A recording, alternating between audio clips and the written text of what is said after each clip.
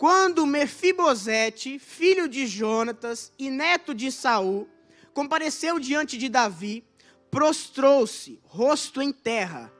Mefibosete? Perguntou Davi. Ele respondeu, sim, sou teu servo. Aí Davi disse, não tenha medo, disse-lhe Davi, pois é certo que eu tratarei com bondade por causa de minha amizade com Jonatas, seu pai. Vou devolver-lhe todas as terras que pertenciam a seu avô Saul, e você comerá sempre à minha mesa. Mefibosete prostrou-se e disse, quem é o teu servo, para que te preocupes com um cão morto como eu? Então o rei convocou Ziba e disse-lhe, devolvi ao neto de Saul, seu senhor, tudo o que pertencia a ele e à família dele. Você, Ziba, seus filhos e seus servos, cultivarão a terra para ele, para Mefibosete. Você, Ziba, trará a colheita para que haja provisões na casa do neto de seu senhor, Mefibosete. Mas Mefibosete comerá sempre à minha mesa. Ziba tinha 15 filhos e 20 servos. Então Ziba disse ao rei, o teu servo fará tudo o que o rei, meu senhor, ordenou. Assim, Mefibosete passou a comer à mesa de Davi, como se fosse um dos seus filhos. Amém? Meu querido, para você entender e eu colocar esse texto no contexto, você tem que saber algumas coisas. Quem está tendo essa conversa aqui é um cara chamado Rei Davi. Só que para quem não sabe, Davi, se você pega só essa história aqui, você não entende todo o enredo da situação, porque Davi nem sempre foi rei. Davi, ele começou sendo consagrado a rei quando criança, era pastor de ovelhas. Foi lá o profeta Samuel e consagrou Davi dizendo que ele seria rei. Só que não é porque você recebe uma palavra de Deus acerca de algo, que essa palavra vai acontecer no mesmo momento. Não é porque você tem uma unção acerca de algo, que aquilo vai acontecer no mesmo momento. Não é porque Deus te diz algo, que a partir do momento que Ele te liberou aquela palavra, vai acontecer naquele momento. Nós bem sabemos, e eu já falei aqui, que existe um livro a teu respeito, e ao meu respeito no céu, tanto que Jesus ensinou a oração dizendo, seja feita a tua vontade, assim na terra como é no céu. No céu a tua vida está inteiramente pronta e desenhada, arquitetada por Deus. E cabe a você ligar coisas aqui, né? Atitudes, palavras, pensamentos, que conecte com a realidade que Deus escreveu para você no céu. Pastor, eu não acredito muito nisso. Bem, se você não acredita muito nisso, você não acredita na Bíblia. Porque toda vez que você verifica Gideão, que era um general de guerra, você verifica Josué, você verifica Moisés, que eram comandantes de guerra também, antes deles irem para a batalha, eles consultavam ao Senhor, Davi era um deles também, consultava ao Senhor dizendo, Senhor, nós vamos ir à guerra contra essa cidade, e Deus falou assim, sim, pode ir à guerra, que eu estou entregando essa cidade na mão de vocês. Então, quando Gideão ia sair para a guerra com o seu exército, ele falava, olha, nós vamos guerrear e fiquem tranquilos, porque o Senhor já entregou esta cidade em nossas mãos.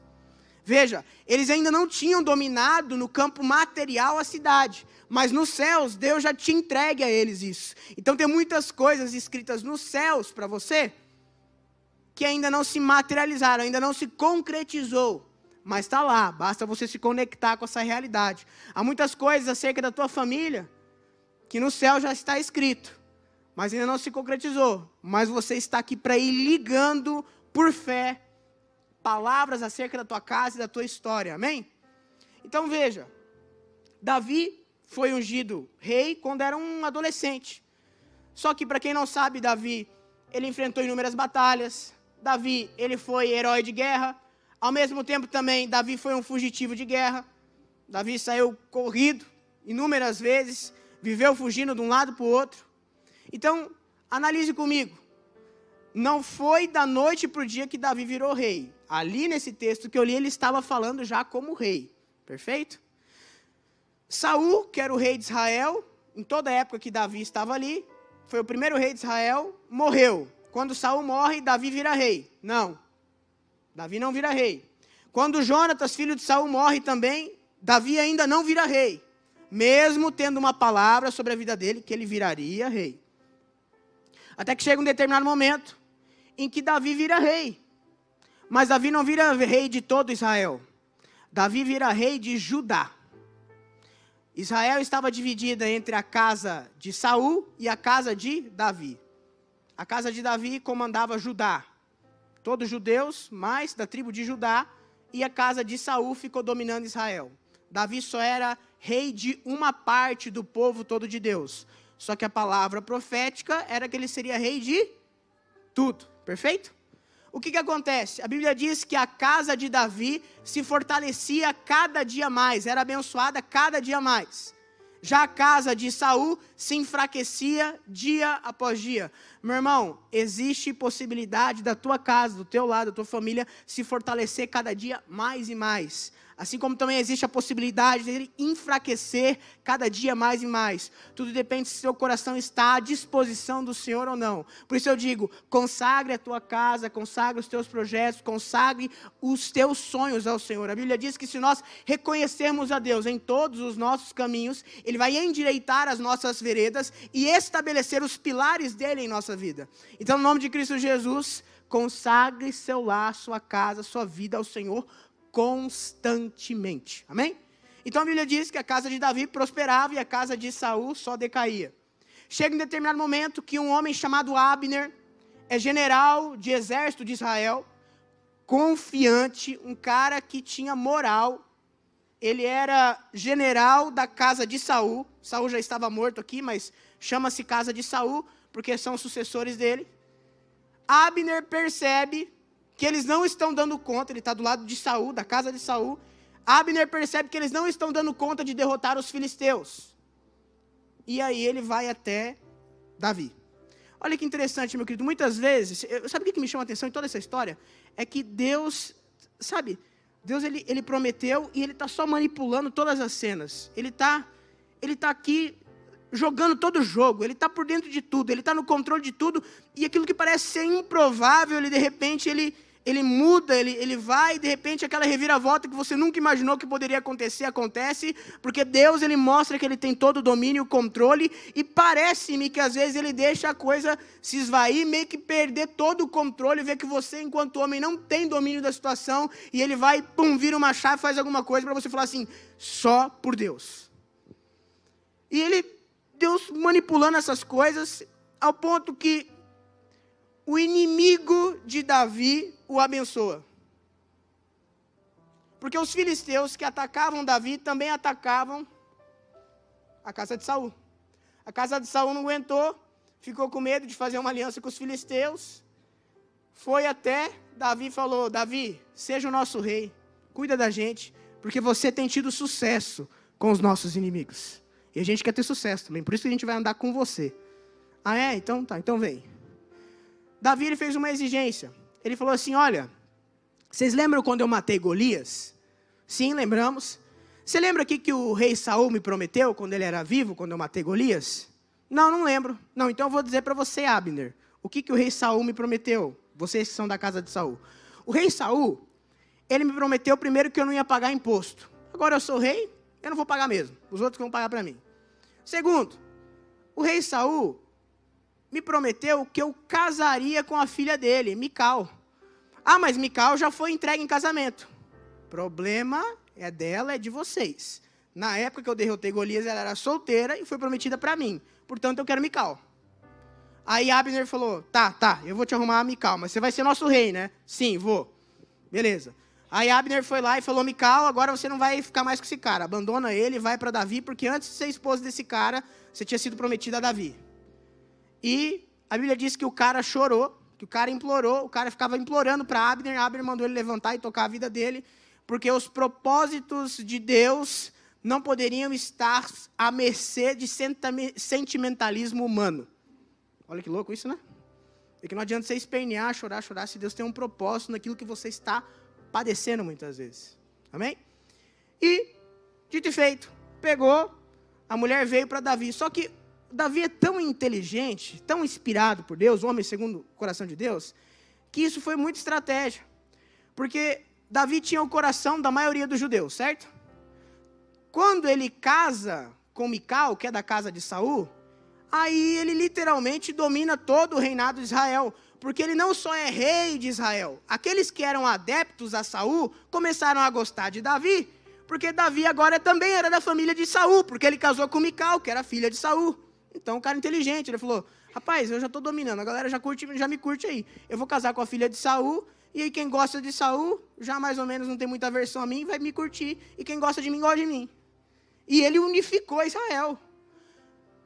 Mais interessante, o cara que fez toda essa intermediação, que era inimigo dele, Abner, morre. Joabe, um general de guerra, o mata. E nesse processo que o general de guerra o mata, Abner era amado pela casa de Saul. Sabe o que Davi faz? Davi faz um ato fúnebre, um funeral top para Abner. Coloca ele na frente e diz que ele entoava hinos de lamentação, chorando atrás do caixão de Abner. A vida inteira foi inimigo dele. Chorando, chorando, chorando.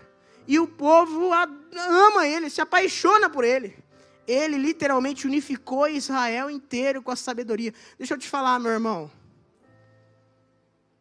Toda oportunidade, peça sabedoria a Deus para você saber se portar. Porque você pode fazer toda essa limonada, você pode catar um açúcar ali, um adoçante ali, fazer uma boa limonada. Pegar todo esse limão azedo e fazer uma limonada. E Davi tinha muita sabedoria de Deus para fazer isso. Unificou Israel inteiro.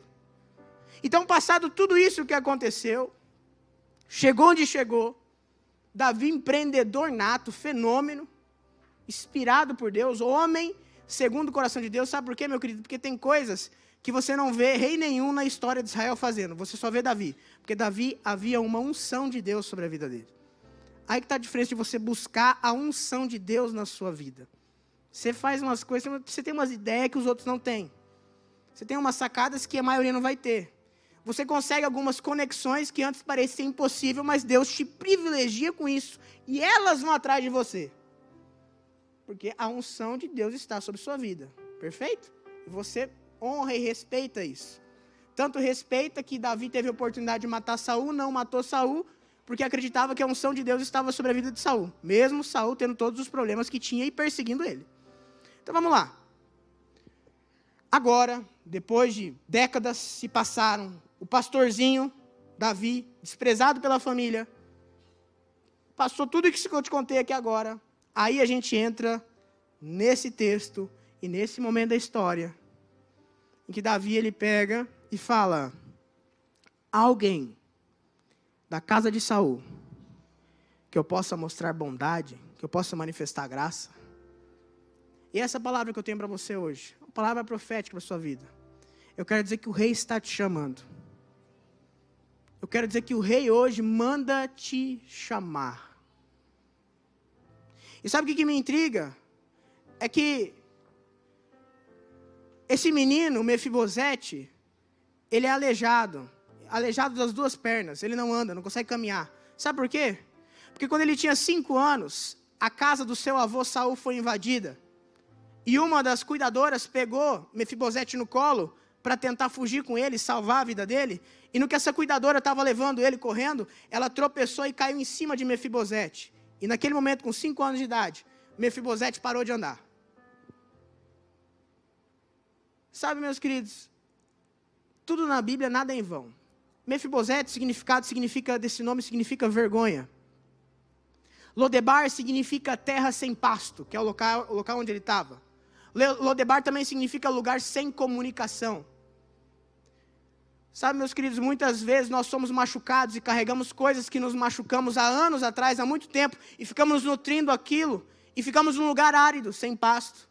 Ficamos em lugares incomunicáveis, não falamos, não conseguimos colocar para fora aquilo que nos faz tanto mal. Ficamos aprisionados em Lodebar, um lugar de esquecimento, um lugar árido, em que nada acontece, nós estamos trancafiados ali. Numa realidade miserável. Numa realidade que não condiz com os teus sonhos, não condiz com o teu DNA. Eu estou falando de um rei que estava num lugar de miséria, mas o DNA era de um rei. Ele era rei, ele tinha DNA de rei, mas ele estava no lugar errado. Eu quero dizer que Cristo Jesus te enxertou na videira, te fez filho de Deus. E todo lugar que você está vivendo sobre condição de aflição, miserabilidade, angústia, eu quero dizer que você é a pessoa certa no lugar errado. Então, de repente, isso me diz muita coisa.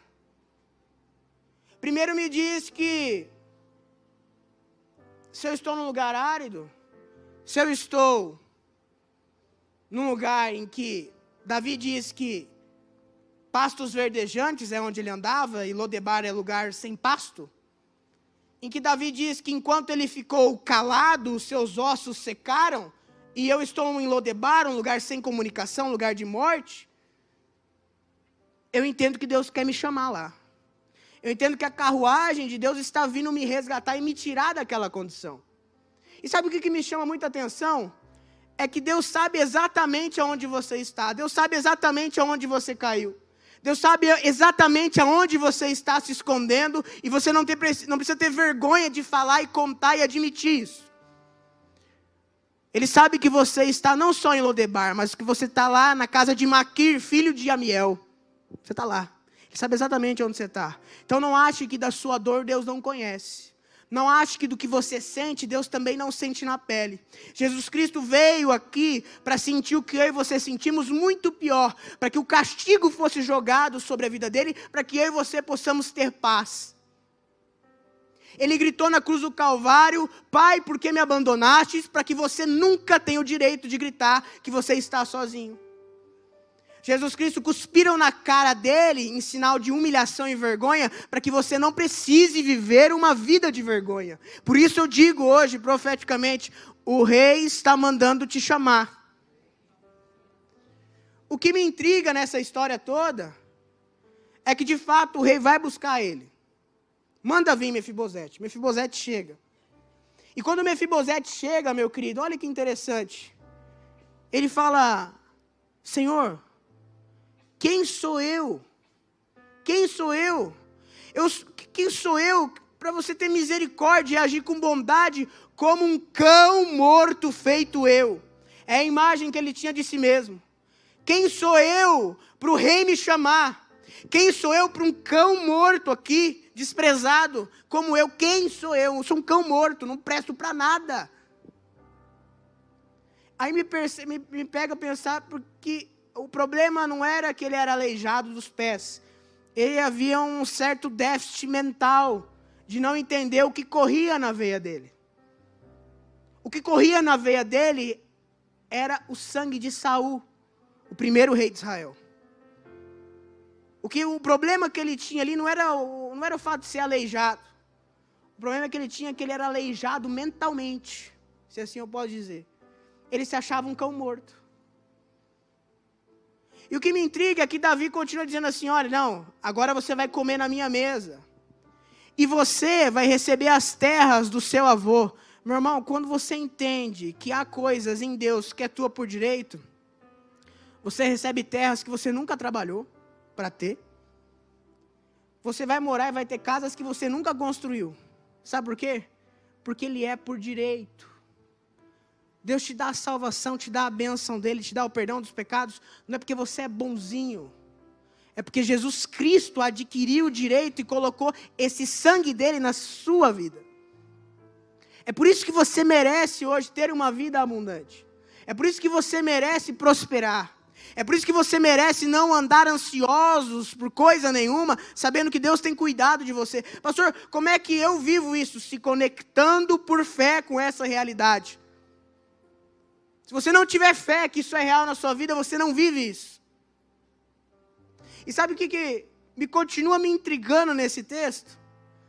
É que eu fico imaginando a Mefibosete falando assim: mas Davi, eu vou comer na sua mesa, mas eu não consigo chegar até a mesa, eu preciso que alguém me carregue.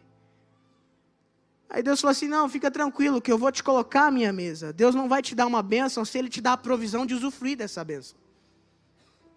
O que me intriga também nesse texto é que Davi o colocava na mesa. E meu irmão, quando eu e você estamos na mesa do rei, que é o lugar que nós temos que ficar e nunca sair, quando nós estamos na mesa do rei, a sua e a minha vergonha desaparece. Você é como qualquer outro príncipe e princesa que está ali. Você é como qualquer outro filho do rei. Porque quando você está sobre a mesa, nada que acontece é em vão na palavra de Deus. As suas pernas que te passam e transmitem vergonha, já não aparecem mais. Agora daqui para cima, Mefibosete, ele tinha um DNA de rei. A Bíblia diz que o avô dele, Saul, era o mais alto de Israel e o mais bonito. Daqui para cima, pode ser que no começo ele chegou meio acabado, meu irmão, mas fica tranquilo que ele começou a comer bem. Ele começou a ser bem tratado. Já tinha gente para fazer sua barba, cortar seu cabelo, ele começou a se nutrir. E quando nós ficamos na mesa do rei, a nossa vergonha desaparece. Nós somos como qualquer outro príncipe que está sentado do outro lado. Hoje Deus te chama à mesa dele. Hoje o rei manda te chamar. Não importa aquilo que te fizeram. Não importa a dor que você padece. Mas sabe o que mais também me intriga nesse texto? Tem muitas coisas que vão me intrigando. Hoje lendo isso aí me intrigou várias coisas. A outra coisa é que eu percebo que Deus tem prazer em tocar o coração do rei e chamar você. Ele olhou para Daniel e tocou o coração do rei e mandou chamar Daniel da cova dos leões. Ele tocou o coração de Faraó e mandou chamar José da prisão. O Deus que tem o coração dos reis na mão, hoje chama você para sentar à mesa dele. Não importando o que você fez, não importando quem você acha que é, não importando tudo o que passou, hoje você é príncipe e princesa do Senhor e ele te convida para se sentar à mesa. E sabe o que mais me chama a atenção? É que aquilo que você é fraco para fazer, Deus coloca pessoas fortes para dar um jeito. A Bíblia diz que ele ganhou muitas terras e teria que trabalhar para cultivar essas terras. Mas Deus fala, Ziba, você vai trabalhar e cultivar para ele. Aquilo que Mefibosete não conseguiria fazer porque é fraco, Deus estabelece pessoas fortes para abençoar a vida dele, para que ele consiga fazer aquilo, para ele consiga ter resultado naquilo. Por isso que Paulo diz, quando eu sou fraco, é aí que eu sou forte. Eu acho maravilhoso quando o pai da fé, Abraão, ele diz assim, olha, desconsiderando a velhice e o meu corpo que constantemente tem se corrompido, eu acredito nas coisas que não se veem, acreditando firmemente que Deus traz à existência aquilo que não existe como se já existisse. Que louco, né? Um poder do Senhor que ama as causas improváveis. O poder de Deus que ama aquilo que é impossível. Sabe para quê? Para no final você só fazer assim, não é possível. É só Deus. Sabe por quê, meu irmão? Tem uma coisa que eu vi que Deus é egoísta. Tem uma coisa que ele é egoísta. Uma coisa que ele não divide. É a glória dele. É a glória dele. Por isso, meu irmão, se conecte com a realidade. Você está sentado à mesa. Sabe para quê? Sabe, para você ter o prazer, Cíntia, de só olhar e falar assim, não é possível. Isso aqui é só a glória de Deus mesmo. Não é possível, isso aqui não foi inteligência minha, isso aqui não tem como, isso aqui não tem explicação, isso aqui é Deus. Como é que um aleijado vai cultivar as terras? É só Deus. Como é que um cara que está lá na terra árida é chamado perante o rei? É só Deus. Agora, sabe o que também muito me intriga nesse texto? É que isso, meu irmão, você pode fazer a qualquer obra assistencialista, e a igreja faz, e é um belo trabalho. Ninguém aqui chega com luz, com aluguel, com problema que a gente não dê jeito de resolver, e todo mundo sabe, rancho, o que for, ninguém aqui pode abrir a boca e falar disso desta igreja, não sei as outras, mas desta ninguém pode falar. Ah, pastor, que é arrogante falar isso. Não é verdade, a arrogância é falar algo que você não é, mas aqui resolve, o negócio pega e mata mesmo. Então, vou dizer uma coisa para você. O melhor trabalho que se pode fazer não é dar o pão para o outro. Não é matar a fome, não é curar a doença na alma, no físico, não é isso. Isso tudo faz parte. Agora, o melhor trabalho que eu e você podemos fazer é a missão que Cristo Jesus fez. É levar pessoas a entenderem que são filhos de Deus e sentar à mesa. Por isso que não vai ter trabalho nesse mundo melhor do que da igreja do Senhor Jesus. E esse sim tem que crescer mais do que todos os outros. Tem que bombar. Sabe por quê? Porque quando você é filho, entende que está numa posição de mesa de Deus, está na mesa de Deus, você vai ter para ajudar, você vai ter para beneficiar os outros, você vai ter para ser suporte na vida dos outros. Você vai entender que você merece. Vai parar de ver uma vida achando que não vai ter como, porque você merece que as coisas dêem errado, porque sempre deu errado. Na vida de Mefibosete, tudo era uma vergonha. O nome dele significava vergonha. Agora, o dia que ele sentou na mesa do rei, tudo deu certo. Falta você sentar na mesa do rei. Falta você entender porque Cristo Jesus morreu na cruz do Calvário pela sua vida e te tornou filho do rei. E o propósito essencial lá do Éden, eu não sei se você lembra, mas a essência da criação era Deus todo dia, na viração do dia, vir trocar ideia com o ser humano. Trocar ideia com Adão e Eva. Você tem noção que Cristo Jesus restabeleceu uma conexão do Criador dos céus e da terra, ter o prazer de vir falar com você? E te aceitar e tampar a vergonha, ao ponto que quando você vê com sua imundícia, com seus pecados, com a sua desgraça ali dentro de você, quando Deus olha para você, na verdade, você está coberto pela cruz de Cristo Jesus, e Ele não enxerga o teu pecado, Ele enxerga o príncipe e a princesa que você é, sendo filho dEle. Isso é maravilhoso. Isso é maravilhoso. Ao passo que se você errou, acertou, não importa. Não importa se você está sentado à mesa ou não. Importa se você olha para Ele ou não. Importa se você tem prazer em estar na mesa e entende isso ou não. Agora, muitas coisas me intrigam, né? Eu acho que eu vou até mudar a palavra, mas como eu fui retórico até agora, eu vou continuar. Uma última coisa me intriga nesse texto. É que a primeira pessoa aqui, dessa história toda, que Deus fez sentar à mesa, foi Davi. Não foi Mefibosete. Davi foi a criança que avacalharam com ele. Davi foi a criança desprezada pelos pais. Davi foi traído pelo próprio pai, que ele chamava Saul de pai, e pelo próprio rei, fazendo só o bem. Davi foi a criança ferida que viveu como um desertor de guerra anos e anos e anos e anos e anos e anos. Sabe o que eu entendo, meu querido? Que antes de você salvar alguém, você tem que ser restaurado primeiro. Antes de você querer restaurar alguém, você tem que se curar primeiro. Tem gente querendo salvar o mundo inteiro, mas você não é curado ainda. Davi fez o que fez porque ele primeiro sentou na mesa do rei. Então, a tua maior ocupação hoje não é pensar essa palavra, aquele fulano precisa ouvir, não. É para você. É para você sentar primeiro na mesa do rei, porque chamar outros para a mesa é tranquilo quando você está governando. É tranquilo quando a mesa é sua também. Chamar o teu amiguinho para sentar do teu lado é tranquilo quando você está em casa. Então, em nome de Cristo Jesus, hoje do maior, quando eu digo maior, é o cara que mais entende aqui dentro, ao menor. Eu estou aqui dando uma palavra profética, uma inspiração que Deus me deu, dizendo que o rei te chama de volta para a mesa. Amém? Se você se conectar com isso, via, não é Wi-Fi, fé. Eu acredito que aquilo que lhe corresponde a um príncipe e uma princesa tem poder de ser acrescentado na sua vida. Amém? Feche seus olhos, curva sua cabeça. Hoje o rei manda te chamar. Você vai sentar à mesa com ele ou não? Fica tranquilo que ele te carrega até lá. Fica tranquilo que ele não está nem aí para as suas vergonhas.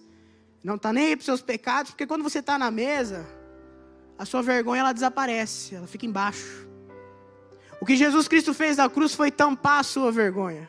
Foi tampar a maldição. Foi tampar o pecado.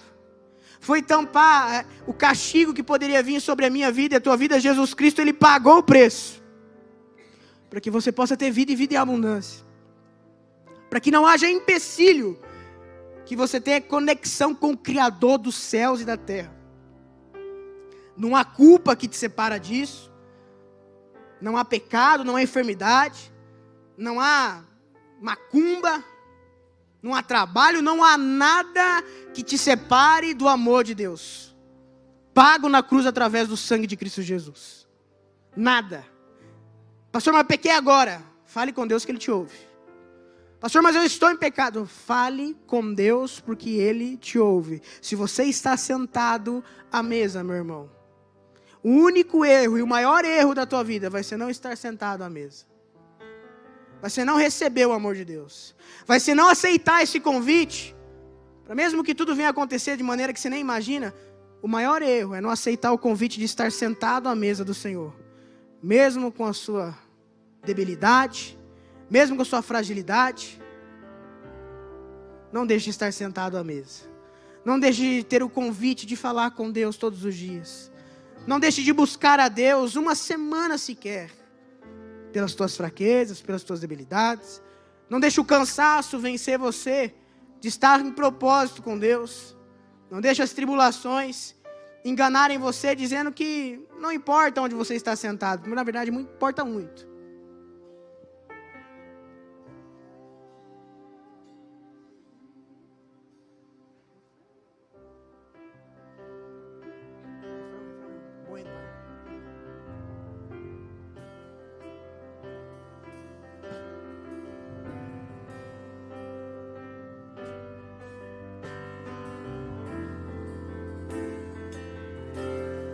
Ele me ama tanto, me ama tanto, me ama tanto, Ele ama.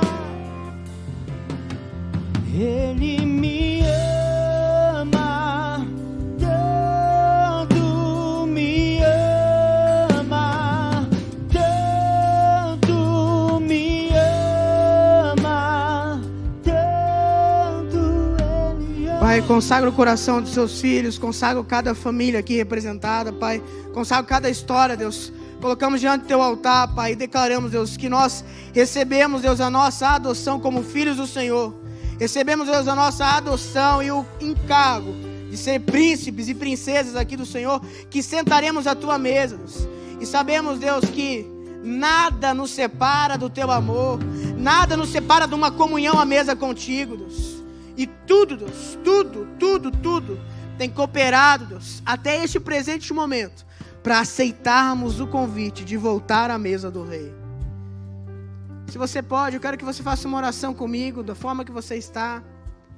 Não é uma reza, é uma oração. Você vai pensar, se você acredita, você repete, amém? E se repetir, repita com vontade, porque é para Deus, amém? Senhor Jesus, eu entrego meu coração, a minha vida, em tuas mãos. Hoje e sempre, eu quero estar sentado em sua mesa. Eu quero a vida de alegria, a vida de abundância, de prosperidade, em todos os sentidos que o Senhor tem para mim e para a minha família, em nome de Jesus. Amém, amém, amém, amém, amém, amém, amém.